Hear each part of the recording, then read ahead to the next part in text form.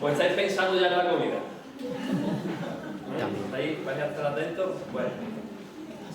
Dice la palabra del Señor, inspirada por Dios, que inspiró a Lucas, que era un médico. Lucas es uno de los evangelios, o Lucas era un escritor, perdón, tanto en su evangelio como después en el libro de Hechos. Los dos libros los escribe Lucas. Y a Lucas le gustaba ser muy meticuloso, como debe ser un médico, ¿verdad? Debe ser meticuloso y escribir algunos datos muy concretos. Y dice que había pastores en la misma región que velaban y guardaban las vigilias de la noche sobre sus rebaños. Y aquí que se les presentó un ángel del Señor y la gloria del Señor los rodeó de resplandor y tuvieron gran temor.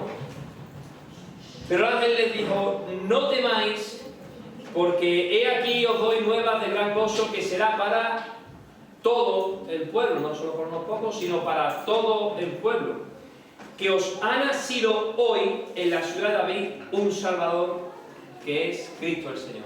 Isaac, si puedes, por favor, orar por la predicación.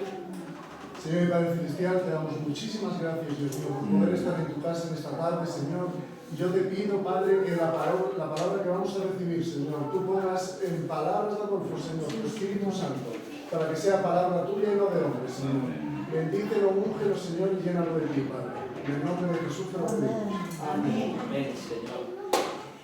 Que dice que no pudo suceder en esta fecha porque las ovejas no están en el campo. Ahora, cuando esta crítica tan habitual tenía lugar, o tuvo sus orígenes, estaba en la mente principalmente de gente del norte de Europa, donde las ovejas no están en invierno en el campo. Pero sucede que esto no es lo que pasa en las regiones mediterráneas. En España, los que somos de la cultura española, estudiábamos en el cole, estudiamos todavía geografía de España, historia de España, conocíamos lo que era la mesta. Y la mesta, la transhumancia, todos sabemos que se producía incluso en invierno. En invierno era una época en que se llevaban los animales del norte de España, se iban descendiendo porque en el norte hacía mucho frío y bajaban. Cojo el micro, me dicen. Cojo el micro. Si me lo das por ahí. Entonces, cuando iba a llegar la época del invierno, quienes tenían los animales en el norte bajaban hacia el sur, hacia Extremadura y Andalucía, para pasar una época mejor para los animales, para que los animales se pudieran alimentar. Y cuando iba llegando el invierno, hacían lo contrario, subían hacia el norte. Así que siempre había recorridos de mesta, rutas que todavía se conocen hoy, rutas de la transhumancia. Y eso pasaba también en Israel, y pasaba en lugares donde lo normal era tener que mover los animales, porque ese sistema de tener una gran cantidad de alimentos cercanos para darle a los animales no existía. Eso existía en el norte de Europa, donde siempre había mucho vegetal, mucha verdura que darle, ¿verdad? Pero en otros lugares los animales había que moverlos. Y entonces esa crítica fecundó y claro, ya no podía ser en invierno, pero sucede que en Israel no tenía que ser algo inhabitual, igual que no lo era en España. Sin embargo, muchos pensaban que como esa fecha, se llegó a pensar, como esa fecha no podía haber animales, tuvo que ser un invento. Y dijeron, vale, vamos a buscar de cuándo se inventó esto. Y pensaron que era de época de Constantino, que el emperador Constantino había inventado la fecha de Navidad. Sucedió que si uno se ponía a rebuscar, encontramos a un historiador llamado Sexto Julio Africano, que a finales del siglo II, 160-200, él vivió hasta 240, él ya pensaba que Jesús, lo deja por escrito en sus escritos dedicados a Heliogábalo, o que terminan en la época de Heliogábalo, él hace toda una crónica de la historia y dice que Jesús había sido concebido un 25 de marzo, con lo cual, claro, dice 9 meses más tarde, 25 de diciembre, o sea que en una fecha temprana ya se concebía como una fecha de nacimiento plausible el 25 de diciembre. Curiosamente Lucas, que como he dicho era un escritor muy meticuloso, dice concretamente que Zacarías, padre de Juan el Bautista, recibió aquella visión, aquella aparición del ángel Gabriel que tuvo, ¿verdad? Y dice que después de tener aquella aparición, dice que después se le aparece más tarde a María y le dice: Elisabet, tu prima, ha concebido y ya está de 6 meses. Y Lucas, que es muy meticuloso, dice que Zacarías, cuando recibe el aviso de la concepción, dice, él era de la clase de Abías. Y eso muchos lo han pasado por alto. Pero hoy sabemos que la clase de Abías, cuando tenía que participar en el culto, muy probablemente era a finales de septiembre. Recordad, a finales de septiembre él está participando en el templo.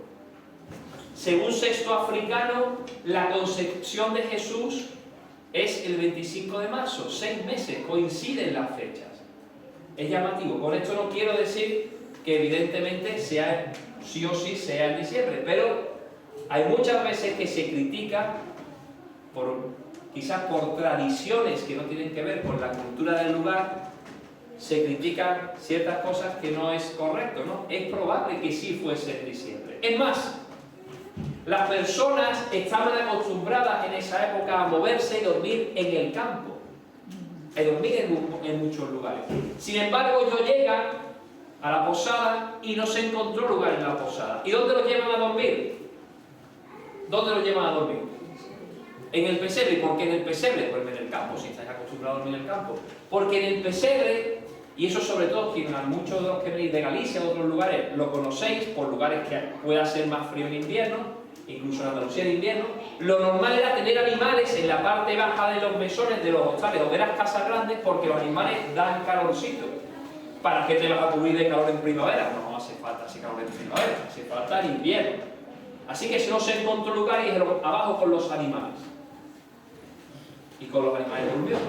Con los animales de los que iban a la posada, porque tú llevas tu mulo, llevas tus vacas, llevas el buey y lo metes en la posada. En la posada no había ovejas. ¿Por qué no había ovejas? Porque las ovejas sí podían estar en el campo. Pero los bueyes y demás dormían allí en el interior. Los que lo llevaban, porque llevaban burrito, desde eso. Dicho esto, para aclarar, no voy a hablar hoy de ese tema, pero quiero aclararlo para entrar ahora en lo que quiero entrar, ¿bien? En Levítico 23, la palabra de Dios habla de las festividades. Y cuando habla de las festividades usa una serie de términos, un término en concreto que es Hanak, que es dedicar. Curiosamente, Proverbios 22:6, que no está abierta esa Biblia que tenemos en la derecha, dice: Hanak al niño en su camino, y aun cuando fuera anciano, no se olvidará de él. Hanak al niño en su camino, y aun cuando fuera anciano, no se apartará de él. Así que nos da a entender, porque podría haber usado otro término para enseñar, nos da a entender que hay ciertas circunstancias que se producían en esas festividades. Yo no soy judaizante, no digo que haya que celebrar sí o sí las festividades, pero que ayudaban a enseñar al niño el camino y que ayudaban a enseñar al pueblo las verdades de la palabra de Dios a través de ciertas circunstancias, ciertas celebraciones que ellos realizaban. Podían enseñar a las personas acerca de la realidad histórica de cómo Dios había actuado y de ciertos principios bíblicos. Sabemos todos, ¿verdad?, que en el Antiguo Testamento termina en la época de Malaquías. Conocemos que termina el último libro del Antiguo Testamento en Malaquías, y sabemos que el primer libro del Nuevo Testamento es Mateo. Y ahí hay un periodo de tiempo al cual llamamos los 400 años de silencio. Lo sabíamos, ¿verdad? Esos 400 años de silencio en los cuales no hay un libro inspirado que hayamos dejado expuesto en la Biblia. Ahora, eso no quiere decir que no sucediesen cosas en esos 400 años. Nosotros no podríamos comprender el Nuevo Testamento si el judaísmo no hubiese evolucionado y hubiese pasado muchas cosas que pasaron en esos 400 años. Por ejemplo, no había sinagoga en el Antiguo Testamento, pero en el Nuevo Testamento hay sinagoga. En el Antiguo Testamento, en el año 400 aproximadamente, cuando se termina Malaquías, no se hablaba griego. Sin embargo, en el Nuevo Testamento lo tenemos escrito en griego. ¿Bien? No había sectas judías en el Antiguo Testamento, pero cuando llegamos al Nuevo Testamento nos encontramos que si el fariseo, que si el saduceo, que si el celote, ¿esto de dónde han salido? Pues todo eso sucede en esos 400 años que llamamos de silencio, pero que realmente sucedieron infinitud de sucesos que nos permiten comprender el Nuevo Testamento. Y entre esos sucesos que acaecieron, algunos estaban ya profetizados por el profeta Daniel. Cuando Daniel ve las bestias, dice que sabemos que una representaba a Babilonia, ¿verdad? Porque al propio Nabucodonosor le dice, esto eres tú, Nabucodonosor, la cabeza de oro. Y después de ti vendrá otro reino, que eran los persas.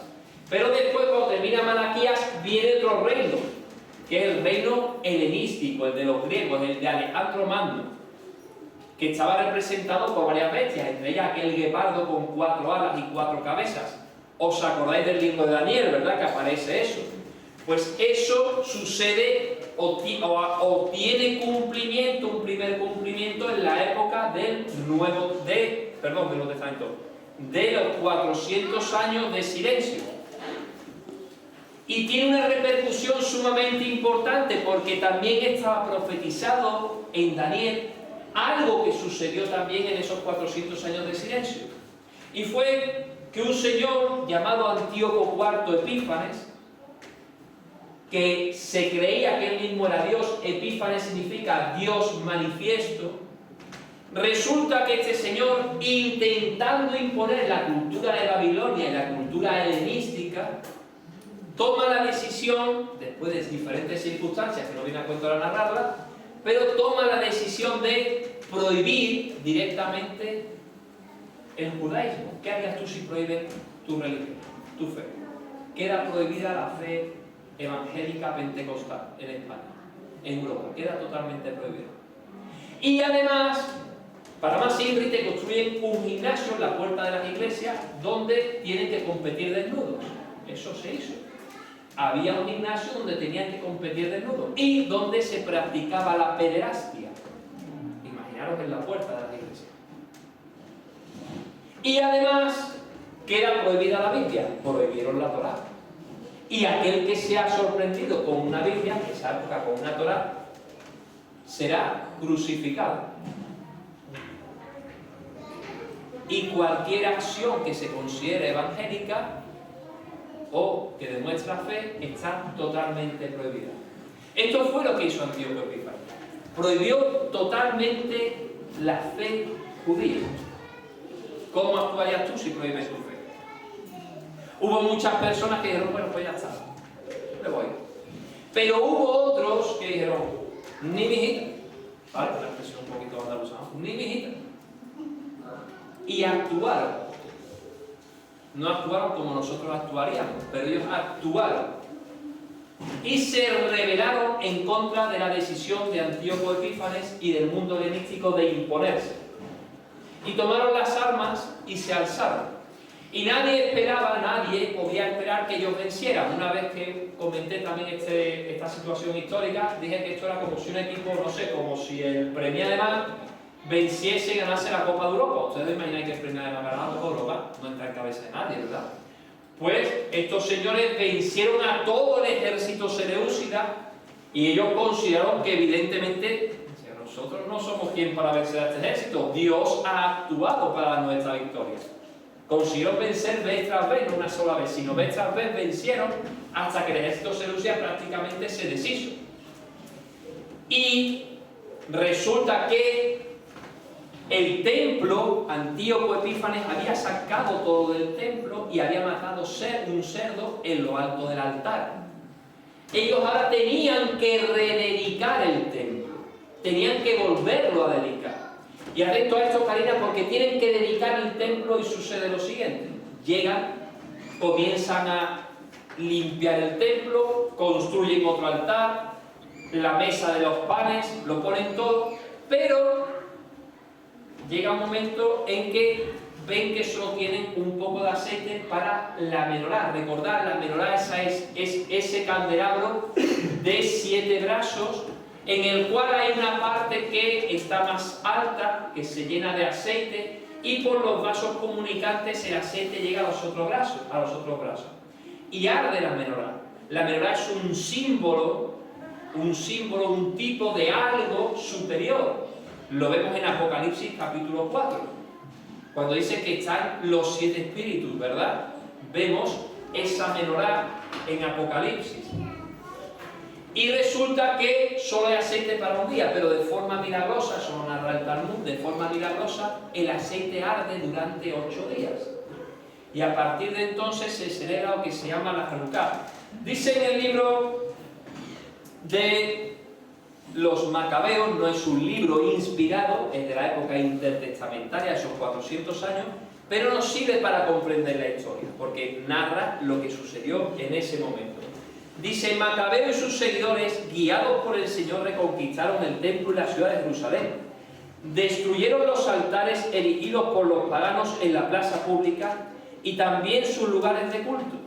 Después de purificar el templo, construyeron otro altar y golpeando una piedra contra otra, sacaron fuego y ofrecieron con él un sacrificio.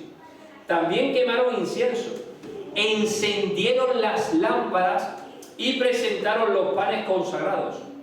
Ya hacía 2 años que los sacrificios se habían interrumpido. Después de esto, inclinados y con la frente en el suelo, pidieron al Señor que no volviera a dejarlos sufrir tantas calamidades, que en caso de pecar los corrigiera con bondad, pero que no los entregara en manos de paganos salvajes que injuriaban a Dios. Él mismo, el templo, fue purificado en la misma fecha en que había sido profanado por los paganos, es decir, el día 25 del mes de Kislev, que corresponde más o menos a nuestro mes de diciembre. Y celebraron con alegría 8 días de fiesta, a la manera de la fiesta de las enramadas, recordando que poco tiempo antes la habían celebrado en las montañas, la fiesta del Sukkot, las enramadas, que se celebra a finales de septiembre-octubre. No la habían podido celebrar en el templo porque estaban todavía allí los gentiles.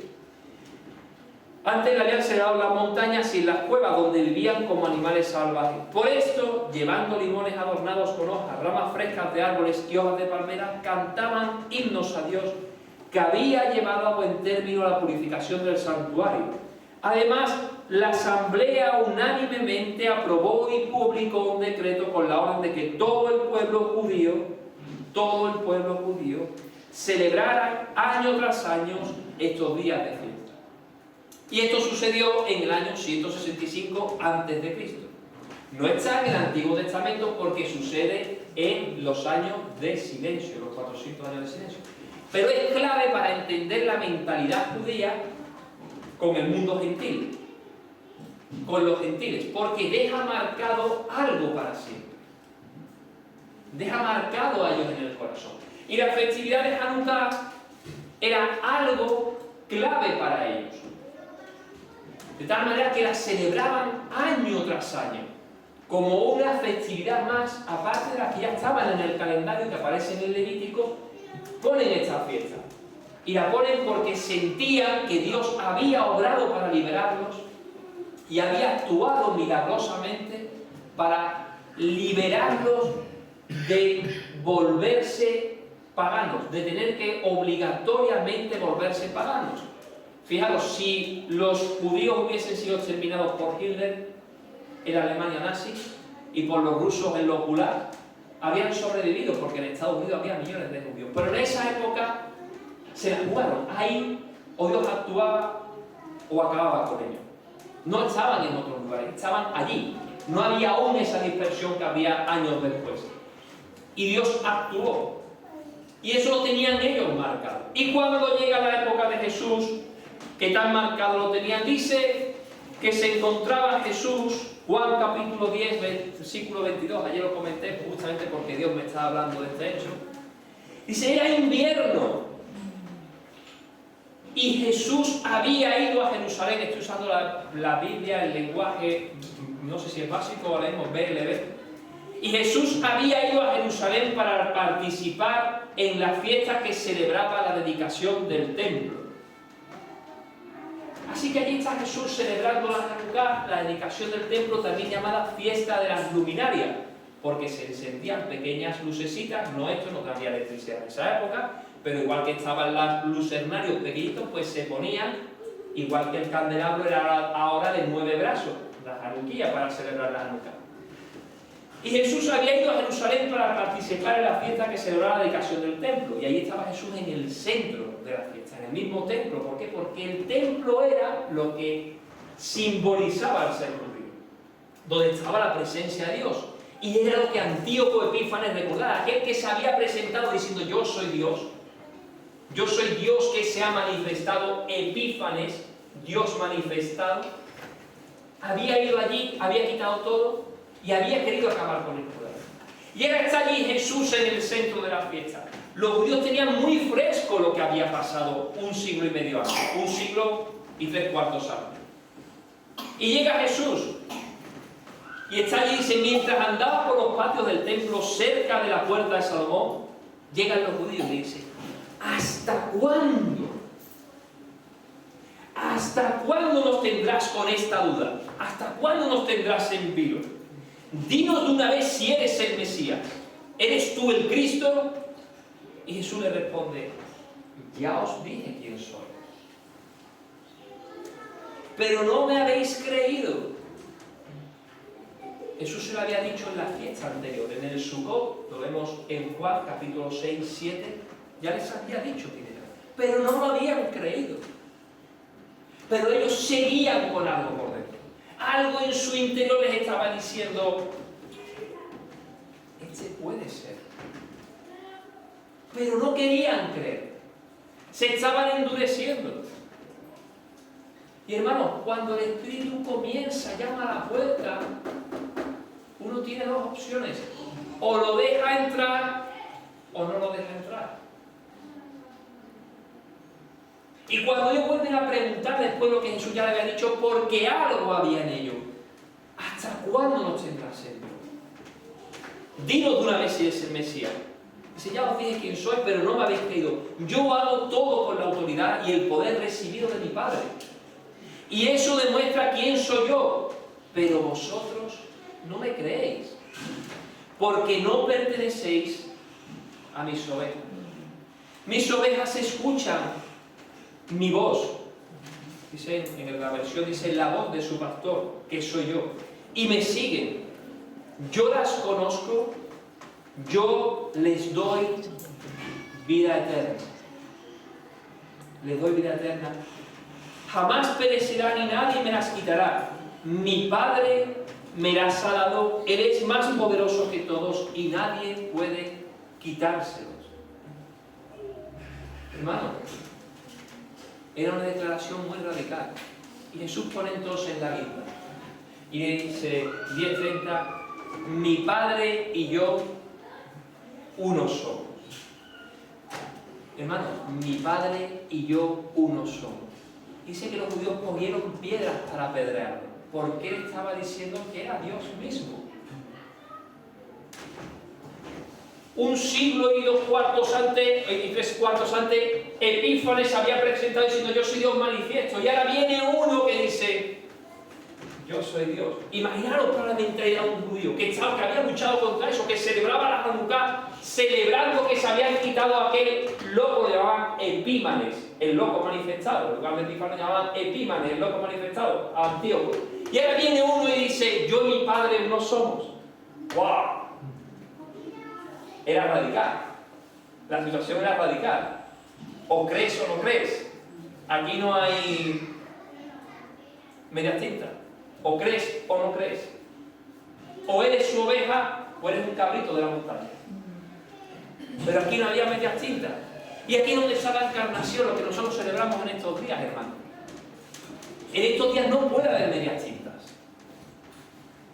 O eres creyente o no lo eres. Y el diablo está deseando que vivas en medias tintas. El diablo está deseando que vivas bueno, tal. Y la gente es arrastrada a celebrar una Navidad a la finlandesa. Una Navidad de Papá Noel. Una Navidad de lucecitas de Navidad. De lucecitas que ponemos de una Navidad del Grinch. Y ahora las películas son del Grinch. Son de la chica que se enamora por Navidad. Ponen Netflix, son todo. La romántica es esa chica que se enamora de Navidad, divorciada por 4ª o 5ª vez, y ahora de repente conoce a un príncipe de un país tal, que el tipo es maravilloso, evidentemente. Y esa es la Navidad que vive la gente. La Navidad del ejercer con Papá Noel. Pero esa no es la Navidad. La Navidad cristiana es radical. La Navidad cristiana es un mensaje radical, la encarnación de Cristo, Dios encarnado. Y fijaros, esto es totalmente radical, porque significa, yo he puesto 3 cosas que significa la Navidad. Lo primero, lo primordial es la encarnación, pero de ahí se derivan 3 cosas. Lo primero es quién es Él. Jesús dice, yo y el Padre uno somos. Ahora, hay un estudio, hoy veía un estudio de los evangélicos en Estados Unidos. Hay quien se dedica a hacer estudios sociológicos de los evangélicos, instituciones cristianas que hacen estudios, y dicen que más de un 50% cree que Jesús no es Dios. Pero siguen viendo a la iglesia evangélica. Hermano, Jesucristo es Dios. Dice Juan, en el principio era el Verbo, y el Verbo era con Dios, y el Verbo es Dios. Hermano, evidentemente hay más de un 50% de cristianos evangélicos en Estados Unidos, según este estudio, que creen que la palabra de Dios hay que interpretarla de manera fluctuosa, de manera un poquito mística. ¿No? Jesucristo es Dios encarnado.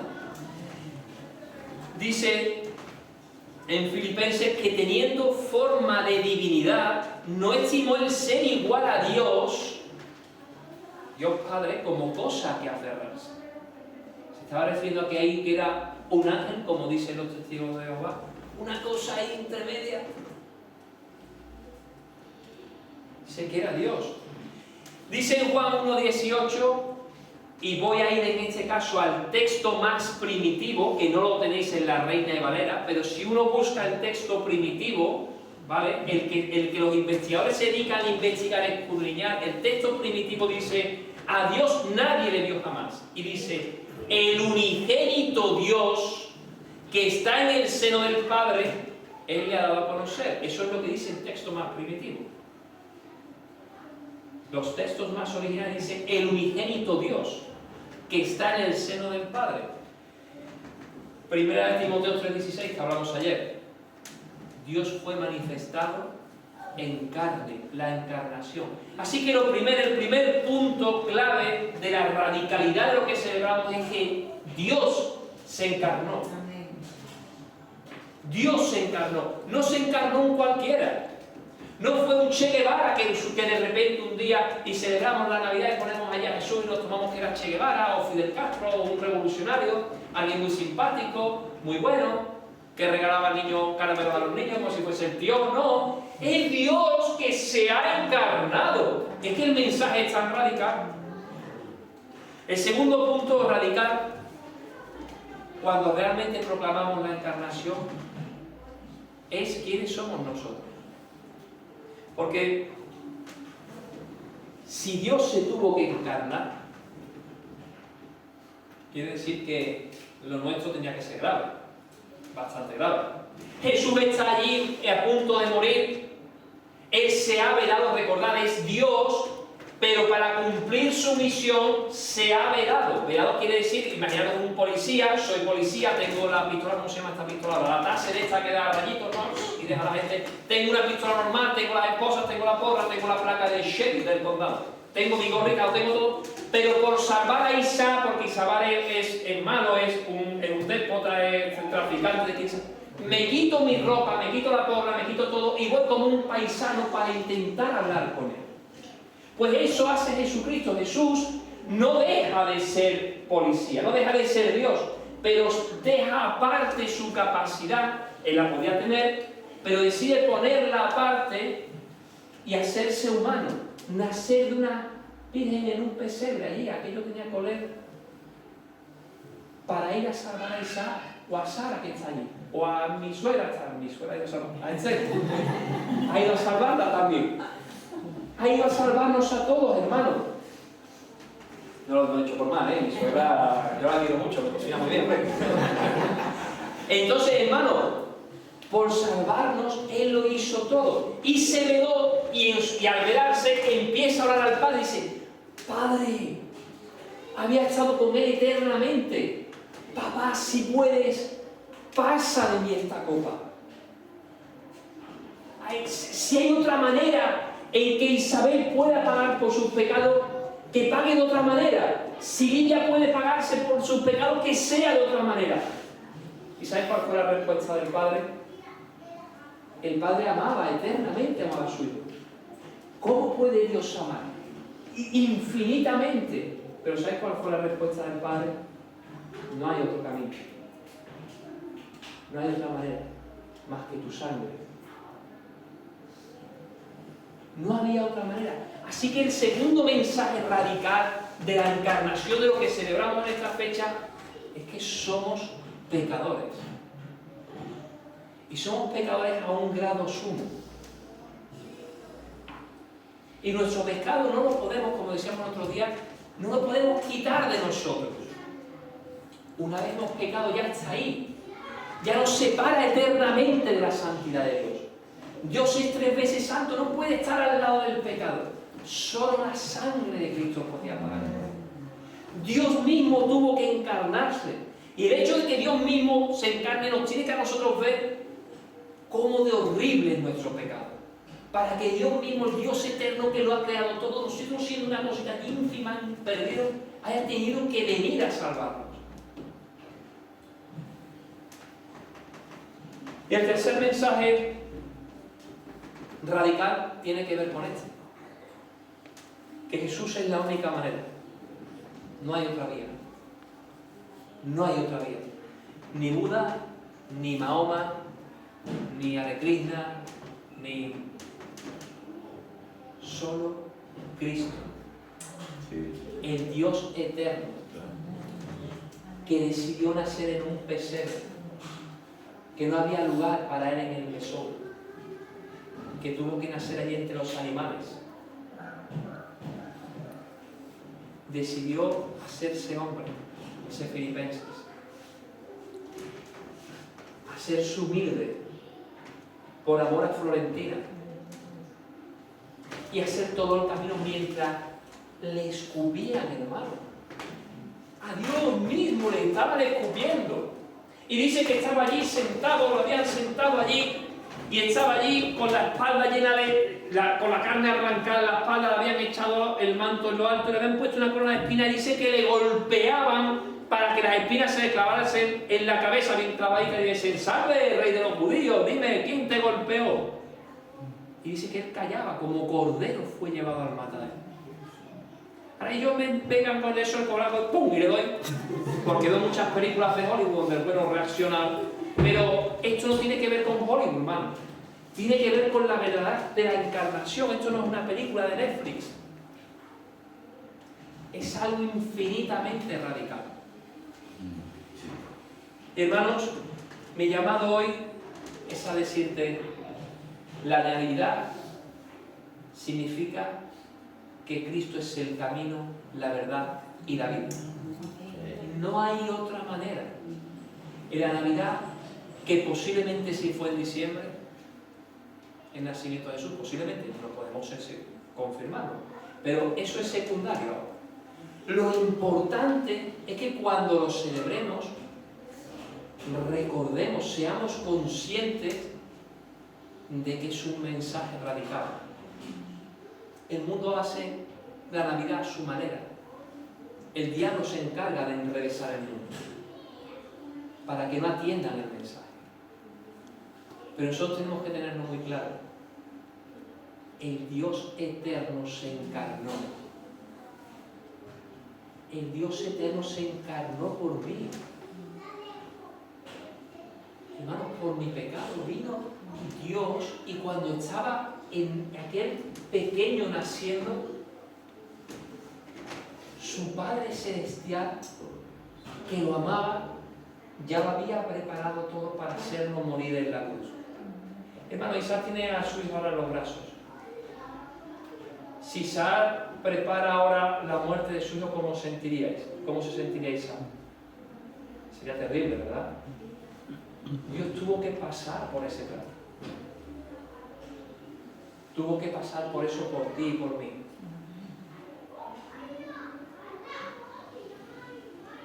La Navidad es un momento para proclamar lo radical de la encarnación,